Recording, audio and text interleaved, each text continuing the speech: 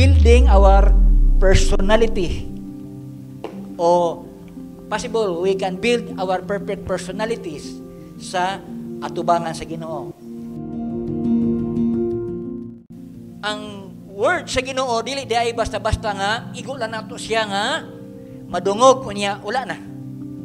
Muna nga ang word nga ginagamit diri, he that had an ear, siya nga dunay dalunggan, let him listen, dili kay hear lang kundi siya nga dunay dalunggan, kinahanglan kuno mamati pag-ayo.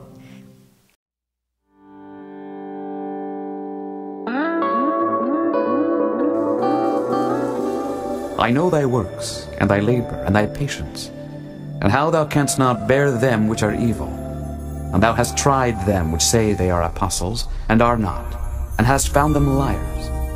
And hast borne, and hast patience, and for my name's sake hast labored, and hast not fainted. Nevertheless, I have somewhat against thee, because thou hast left thy first love. Remember therefore from whence thou art fallen, and repent, and do the first works. Or else I will come unto thee quickly, and will remove thy candlestick out of his place, except thou repent. Now remember nga ang message nga giingon dito nga dapat gyud mamati ang church nga giadresan. Kay nga naman tungod kay dunay butang nga kanang gipangita sa Ginoo nga nawala sa maong church. Now atong gisgutan nga ang church nga giadresan dire ang 7 churches, sila nag-address sa mga nagkalain-laing kasimbahan karon nga part sa lawas ni Kristo. Pero gina-address po ni for individual. Amen. So kini nga mensahe para sa matag iglesia nga mao ang gitawag og nag-respond sa tawag sa Ginoo o Ginoong Kristo. Unya para po sa matag usa nato. So para sa ato dire nga kinatibuk-an og para po sa matag usa. Kay nga naman tungod kay maoy gusto sa Ginoo nga sa pagbalik niya, ingon pa ang Biblia, possible apilta sa mga called o sa mga chosen. Amen. Kay posibleng apilta sa mga tinawag, pero sa pagpamili, tak. So dapat, apilta sa mga tinawag o apilta sa mga pinili. Amen. So diri ato makita nga ang Ephesian Church, ang nakaplagan ni Christ, kay si Christ man ang ingon diri, siya maoy observer kung sa ang church. O siya po ang nag-call sa church kung sa ang pagkinabuhi nga time sa pagbalik niya, mahimo tang ready o worthy. Unya, ang isa sa gitawag o na-find out ni Christ sa church sa Ephesus, ato nadunggan nga they left the first love. Ilang gibiyaan ang unang gugma. Sa atong pagpangalaga sa Ginoo, ang unang gugma permanente nang ginapangita sa Ginoo. Kay mo na ang atong gi-perform sa pagsugod sa pagpangalagad nga nag-enjoy ang Ginoo, unya diha gid ang Dios naghatag apresiasyon. Tanawa diri sa Ephesians, gi-appreciate ba niya pagkawala sa kanang gitawag og ilang first love? Sa ato pa as a whole, katong atong dati nga dasig ka ita sa every time nga magsimba ta, di lang diri kundi sa asa ta nga nagahimo og mga gathering, bisan sa atong gitawag og mga Thanksgiving sa atong panimalay, sa atong gitawag og mga gitawag og permitting, ang place o ang mga places nga diin nagahimo ta og para sa Ginoo, ang ginapangita sa Ginoo nga naa dito ang first love. Amen.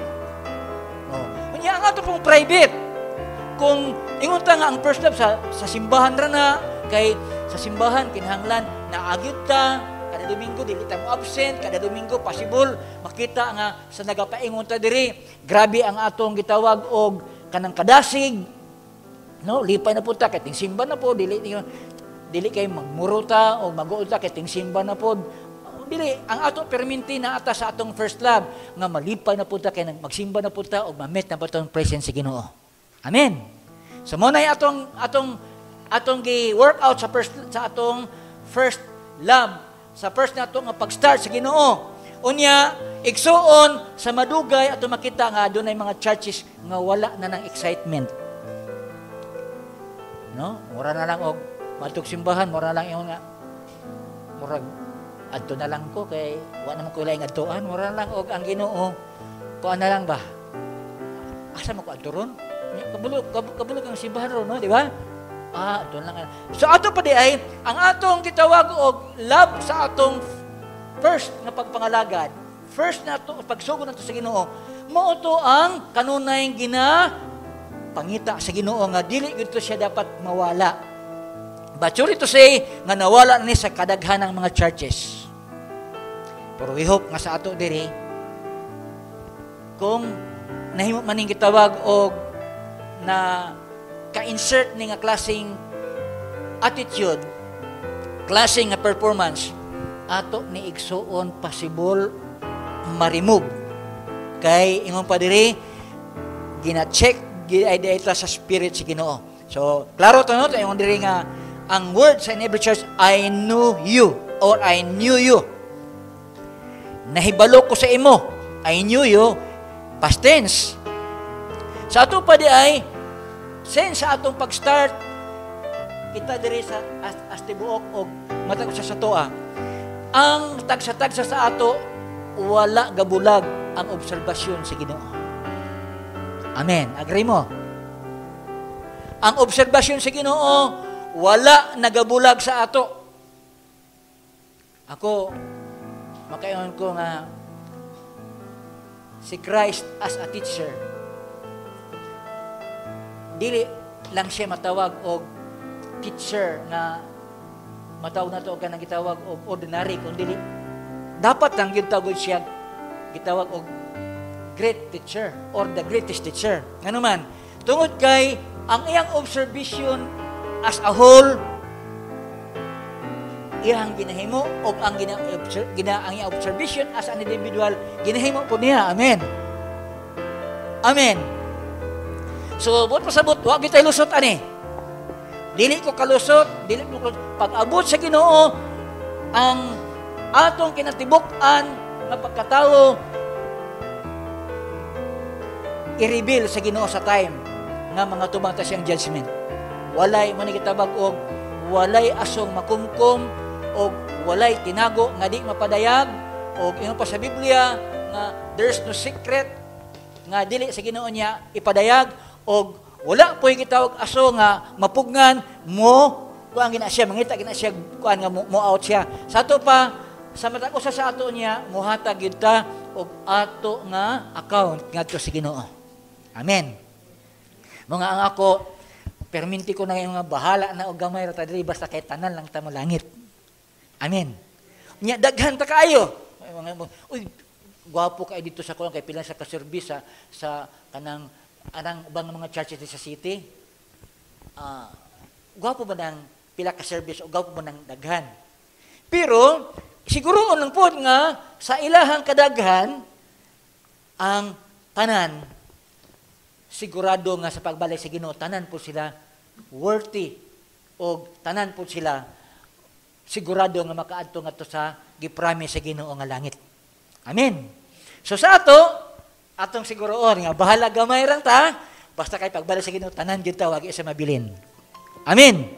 Mga dili na ta magkuan ron, dili na ta ingon nga murag ato pang dawaton ang gitawag og mga striking nga mga word.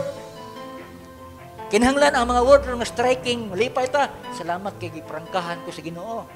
Ayaw mo yung nga, pastor, giprangkahan ko, para striking ko. Ano man? Si Christ sa pag-start pa lang, o si John the Baptist, kaya duha man sila ang gitawag og preacher of the gospel, na sila ang start ng preacher of the gospel. Wala sila gitawag og ditor na klaseng mensahe. Kung sa ingon ni John the Baptist, mga, ingon siya, pag-aaron ingnon mo, ginanya ang mga Hudyo. Si Christ po siya mga pag-aaron ingnon mo. Gani, ang bugat pa dito siya, kaliwat mo bitin. Yan na, pag niya katong mga Pariseo o mga Sadusyo.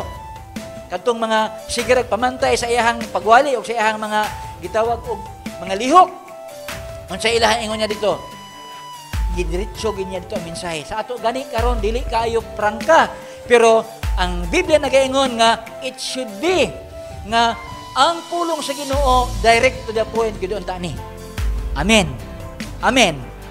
Kay nga naman tungod kay para ma-check ang atong mga crooked kay tanaw ni Christ. Ang sa ingon ni John the Baptist, tulira ninyo ang hiwi nga dalan.